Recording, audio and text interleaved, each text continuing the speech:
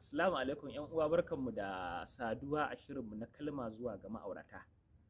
Kalma ta farko, abin da nake so na isar ga ma'aurata shine duk wanda Allah maɗaukakin sarki ya ƙaddara aka ce yau shine mijinki ko ita ce matarka, so babu wani mutum fiye da wannan a gurinka. Ma'aurata da yawa sukan shiga wani tunani ko wani zulumi wanda wannan abun yana haifar da matsaloli kwarai da gaske a zamantakewa. Ai mijin wance ya fi mijina iya soyayya, mijin wance ya fi mijina kyauta, ya fi mijina kaza da kaza. A'a matata bata iya girki ba, a'a matata bata iya magana ba, bata iya kwalliya ba ko bata da kyau. So abin da ya kamata na farko mu tuna shine dan adam tare yake bai cika goma ba. Babu wani mahaluki da zaka auro shi ko ki auro shi a ce wai shi ya haɗa komai da komai. Akwai ɓangaren da aka fi shi, shi ma kuma akwai ɓangaren da ya fi wani. So maimakon mu rika duba ta ina ne mijinki ya fi mijin wance, ta ina ne matarka ta fi matar wani, a'a sai mu rinka duba raunin namu. To abin da ba mu sani ba ko mun sani muke kin dubawa shine su ma fa akwai ta inda dama abokan zaman suka fi su.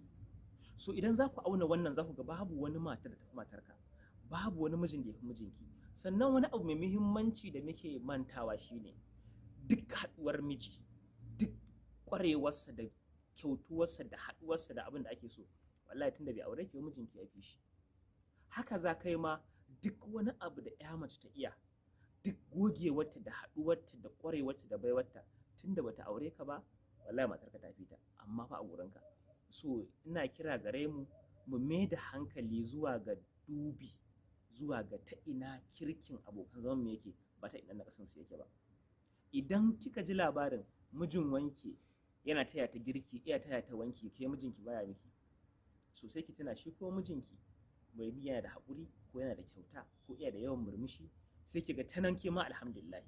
Idan muka mai da hankali akan waɗannan abubuwan to insha Allah su za su gaba da faruwa. Amma wanda ya ƙi ji ya mai da hankali zuwa ga rauni da naƙasu na abokin zamansa, rauni zai ta gani, rauni zai ta samu. Sannan ko miya ya mutuna mafi kirkin hali da mace za ta ma shine ta amince ta aure ka.